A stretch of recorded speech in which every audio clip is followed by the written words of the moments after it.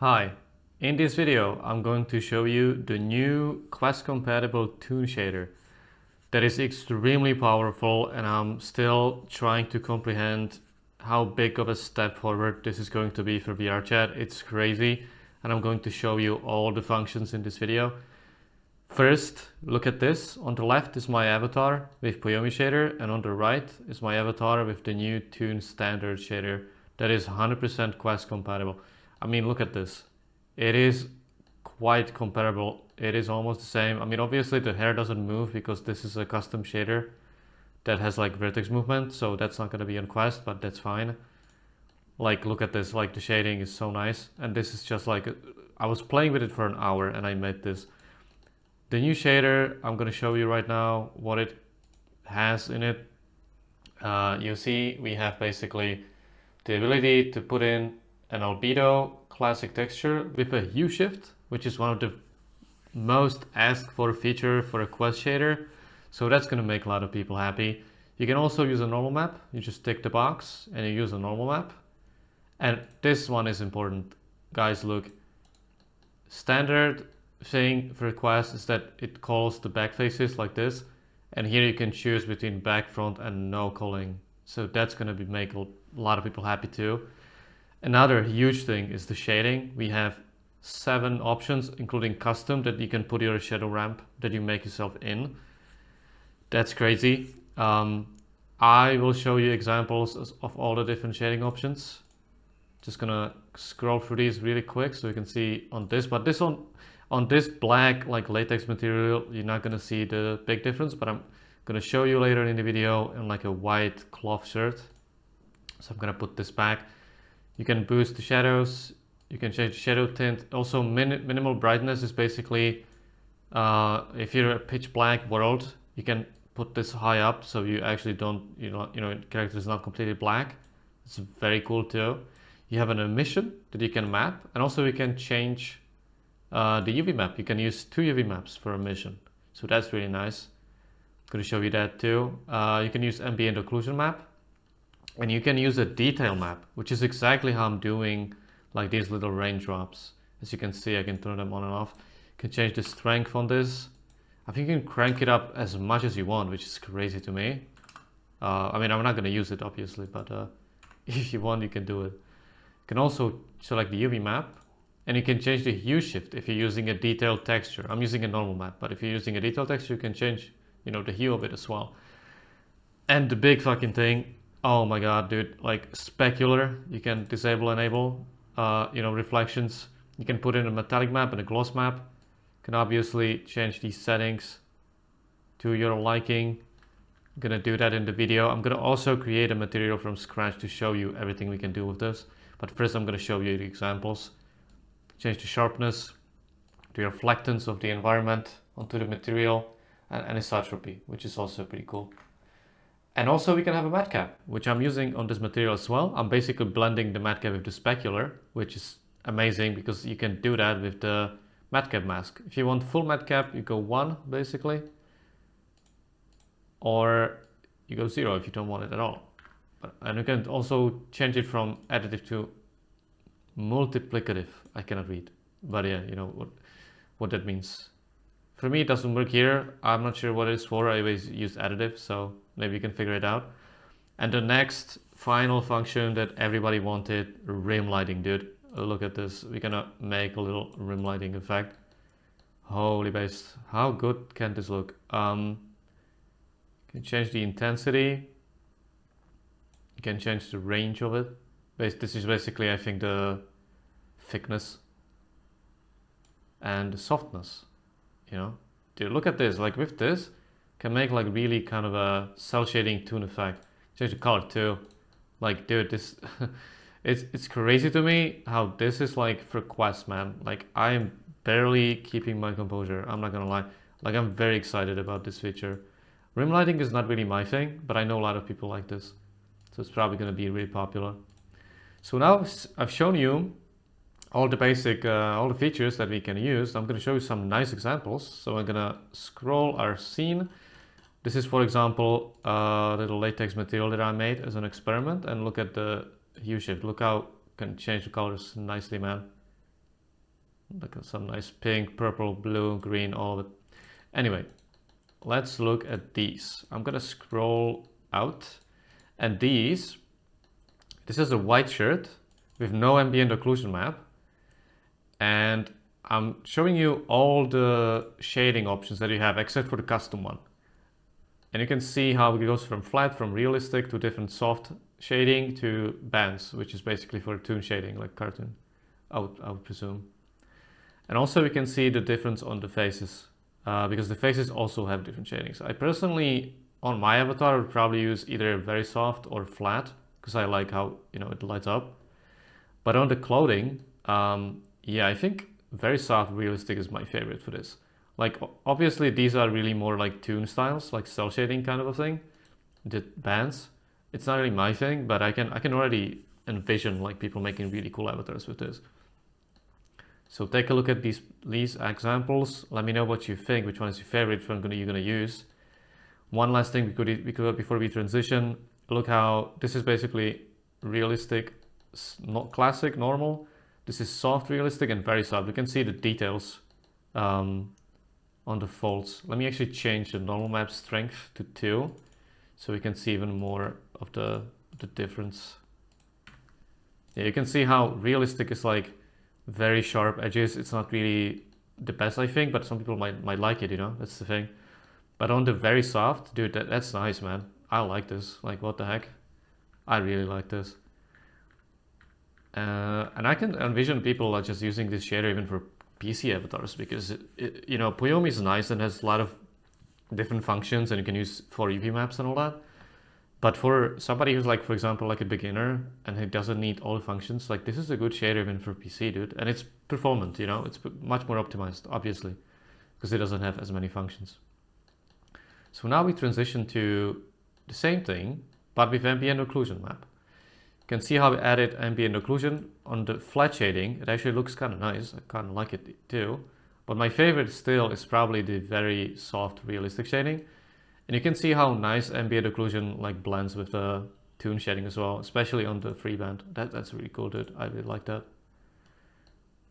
And on these examples, I don't have ambient occlusion on the skin or the head or the face. Only the shirt to show you what it looks like. And the final example that I have here of like these multi-models is basically the latex material that I created. You can see how on flat is different from realistic. The differences are not that big, I would presume, on black material like this, but it's still noticeable, especially on the realistic one. And if I change the normal map strength, I'm gonna see the difference much more clearly. Yeah, you can see like all the difference.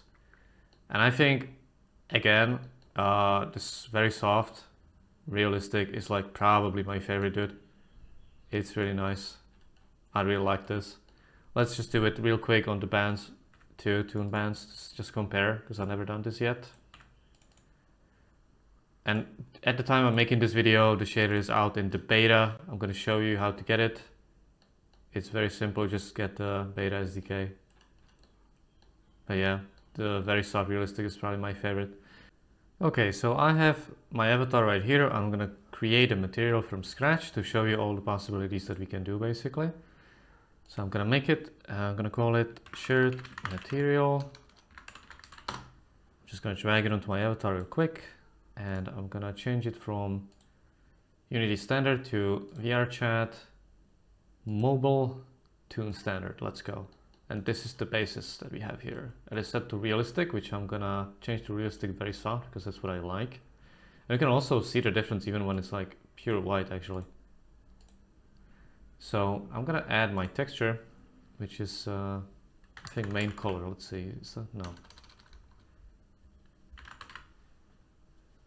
Main.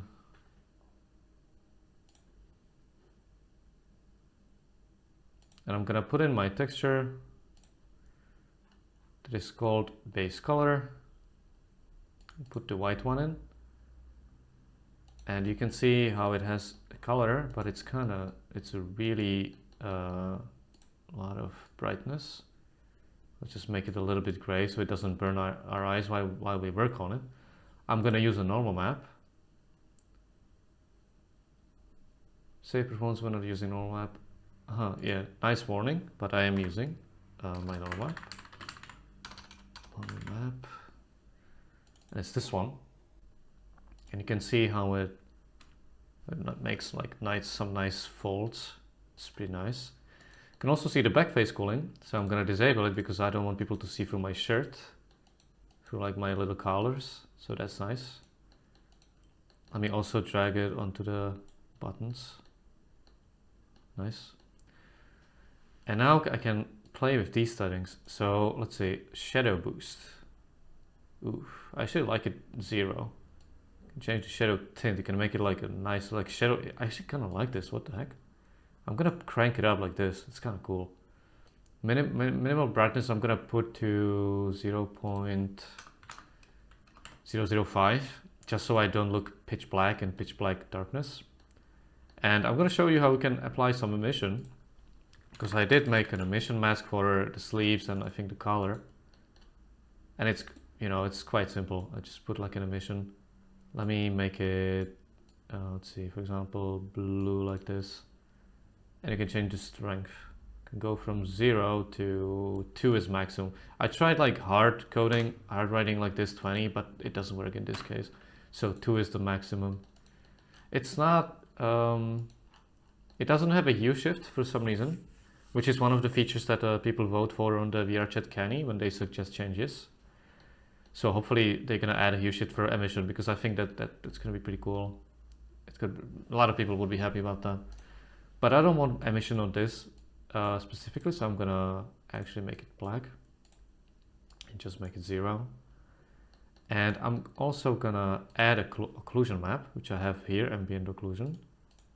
And look at this, dude. Like, how nice is this? It's crazy. Actually crazy. The only thing it doesn't fit is the buttons for some reason. Not sure why that happened, but we can pretend it's not there. Or we can just like crank it up like a little bit. But actually no, I want it the full way, because it's actually really cool. Let's see. Detail map I could add, for example, I could add the raindrops that I use. Let me just check the name of the texture. It's, what is it called? Water drops. Yeah, that kind of makes sense, doesn't it? So I'm gonna put in water drops. Oh, not detail texture. I want to do a normal map. And I'm gonna do it 10 by 10. And if you, for example, want to make a wet material, you could do it with the detail map, which is basically takes a texture or a normal map and it kind of randomizes the heck out of it, so it looks nice like this, like randomized. It has a hue shift too if you use the texture, which I'm not. And of course you can change the strength, for example, like this. I'm gonna do 1 just for now. And now the big thing, the specular setting, dude. Like this one is cool. Like you can do like metallics, like really reflective, almost like not leather, but like almost like plasticky latexy material. Change the gloss on it to make it really shiny. Change the sharpness of the whole thing, and reflectance. Reflectance is basically how much it affects the environment, I'm pretty sure. And anisotropy, I can make it even, let's see, even more like reflective. It is kind of cool. And now we can add a little matcap. So let me do a latex matcap just for the test. And I'm gonna add just a tiny bit.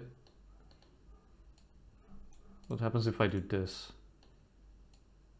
Oh, it changes the whole thing. Not necessarily what I want. So let me just blend it a little bit. And let's see if we can actually do a little bit of rim lighting. I mean, yeah, that's kind of cool. Like by default, like look at this. By default, that's pretty cool. Softness, if I wanna... Actually, let me have it this way. And let me try Yeah, not necessarily what I would go for, but you can see how many crazy things you can do with this. And let's see without the rim lighting. It's probably nicer. But let's actually change this and make it a nice shirt. No raindrops, just a normal material. And let's make it not so reflective. Let's see, and not so glossy. Now it starts to look like a normal fabric. Yeah, the anisotropy makes it like really reflective. I want to, interesting. Not really what we want to do here. So yeah, you can see like this is a really nice shirt, dude. Like, I like this. I just always gravitate towards shiny materials for some reason, so I apologize. But I can also change, let's see, the texture. Maybe slightly darker. Like the, oh, that's kind of nice. And look at the hue shift, dude. Like, it's nice. It works. Oh, that's kind of nice. So this is like all the things you can do with this shader. Can also show you like the different settings. Like this would probably be some kind of cell shading anime setting, which is cool. Some people like it. Flat is, well, flat. My favorite is probably realistic very soft, to be honest. I've said it multiple times in this video. I think this is my favorite. Like, this is really nice. So apparently, if you pack your maps, your occlusion map, metallic map, and a gloss map into one RGBA texture, with each map being its own channel, using a external, like a tool to do that, you save up on space, because you basically use one texture within the shader, so it doesn't use 4 different images or 3 different images, just one. Which is, you know, saving up on space is a big thing in Quest, because the limit is 10 megabytes, right? So we have to save up on space. For that, I'm gonna make a separate tutorial. I need to learn how to do this myself, never done it before. But I'm gonna learn it and make a video very soon. So look out for that. And I'm gonna show you in that. Here's what the shader looks like in game. So let me just scroll through the options that we had in Unity. This is without ambient occlusion. Go through realistic to the toon shading. Now we go for the ambient occlusion options.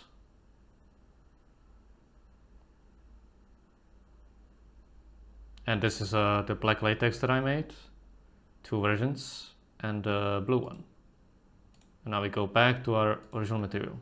This is what the shader looks like in Midnight Rooftop. Let's go through all the options.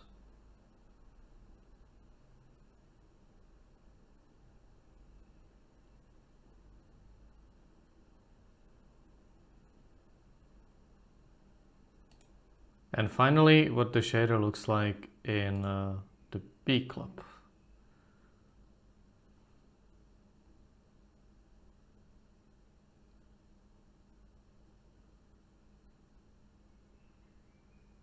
And you can tune this as much as you need and want. There's a gazillion options. So the shader is compatible with PC and Quest. It apparently doesn't work on iOS yet, but it works on all the other platforms. You can get it from the beta. You just go into Creator Companion, you go into your project, and you select the beta SDK 3.8.1 beta free. That's the newest one. And if you're looking at this video a bit later, it might be already out. You might not have to do that. Just use a normal SDK. It depends when you're watching this video. But yeah, that's what you can do with this. It's amazing. I'm quite happy they did this. We've been asking for it for 15,000 years. The only thing that is really missing, in my opinion, is hue shift on emission and also UV-tel discard for toggles. But that's what feedback is for. So if you have any feedback for VRChat, go to the Canny board. You can Google it or find it in the video description, and write your suggestions into the open beta or suggestions part of the Canny, so they can, you know, read it and maybe consider it for addition. Also, we can visit the VRChat Discord to discuss these things there. So like the video, subscribe, let me know what you think in the comments, let me know what kind of crazy stuff you'll be able to do on your Quest avatars with this nice shader. And like, subscribe, and I'll see you in the next video.